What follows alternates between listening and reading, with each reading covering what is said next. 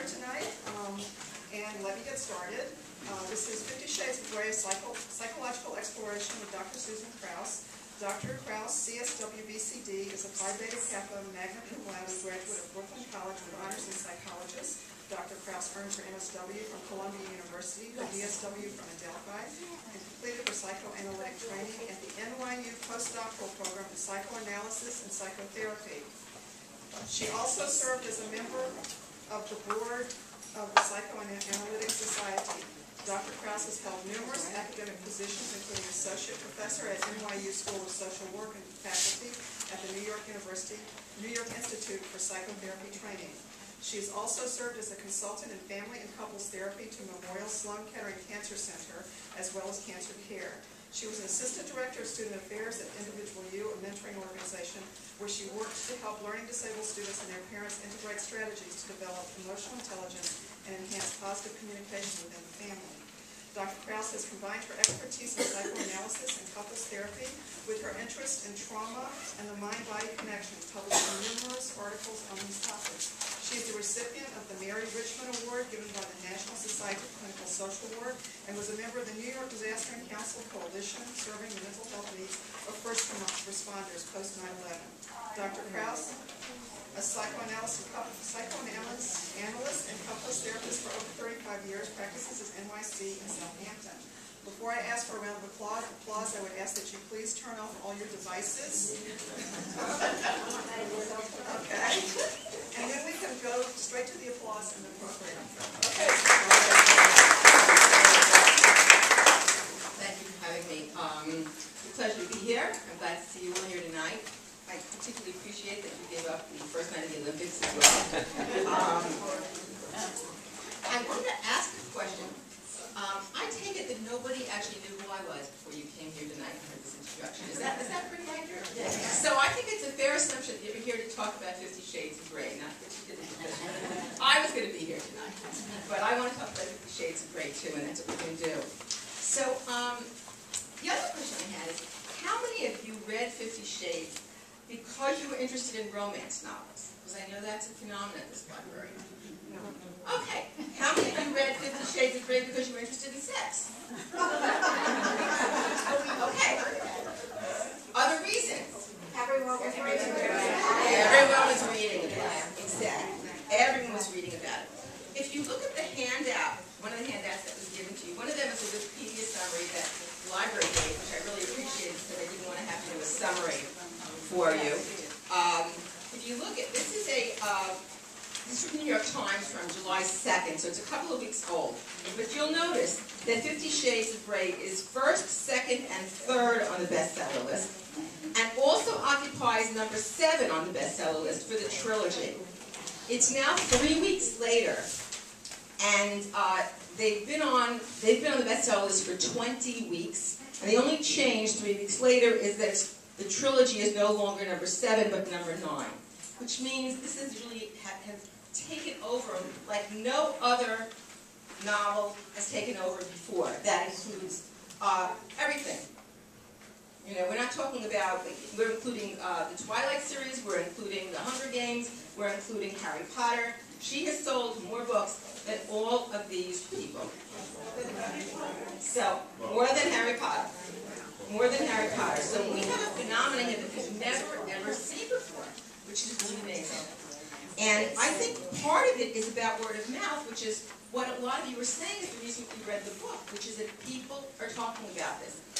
And in particular, there was a discussion on the internet that when they released the final volume, because this was reprinted, it was originally done in a much smaller publication, and then reprinted again, that they began to report that the trilogy was an example of viral marketing, which was really different than anything that had ever happened before, or that has risen the way it did in popularity.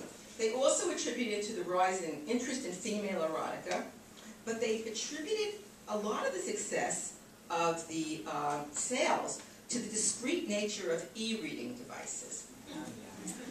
How many of you read this on an e-reading device?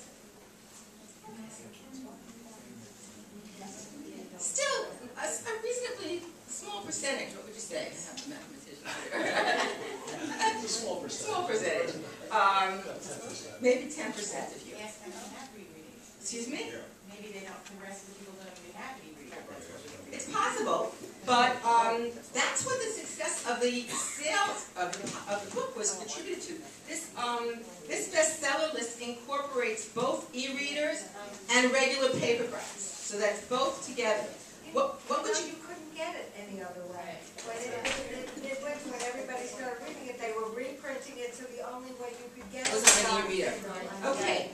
Given that fact, which is interesting additional information that makes a lot of sense, what percentage of the books do you think were sold on e-readers, and what percentage do you think were sold on paper? What do you think? 70 e-reader, 70. So we got 70 paper, we got 70 e-reader. 50-50. That's right. It was 50-50. 9.8 million copies. This was as of July 2nd.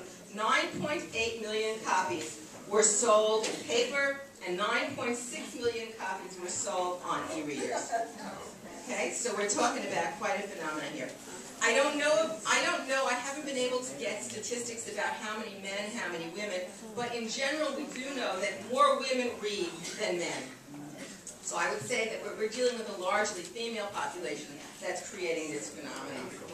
The other thing I wanted to say is that how many books, of the books that are being sold in 2012, in spring 2012, they did a survey of how many books were sold, and of those books, when someone goes into a bookstore, what percentage of people buy a copy of 50 Shades of Grey versus some other book?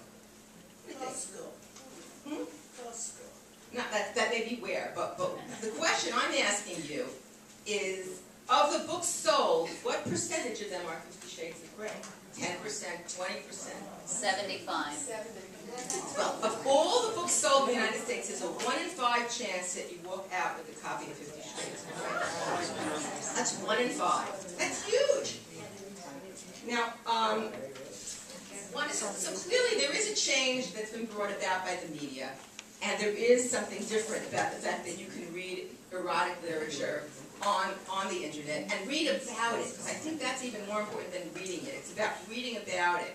I know when I first learned about this, I learned about it in an exercise class. Some women were talking about it. And when I went online, I saw it was categorized as mommy porn. Now, I look at you as a demographic, I look at myself. I'm in an exercise class. The average age is between 50 and 85. That's the range of the women, not the mommy porn. So we're reading this too. Not just mommies, right? And the writer certainly would qualify for being in the midst of the mommy generation, in her 30s, late 30s, with children. But it's much larger than that, much larger than mommy porn. And why? Why are we reading this? Well, the simple answer to that is because it creates a dopamine surge, and it's arousing. And that's why people read it. There was a book several years ago about love, and it was all about dopamine and about the pleasure centers in the brain. And when people read erotic literature, it sets off a dopamine surge.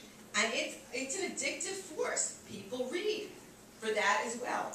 So we're seeing a change in the fact that this is becoming more acceptable. I think we're seeing a cultural shift in that what used to be considered somewhat taboo is now not considered quite as taboo as it used to be. How many of you read your book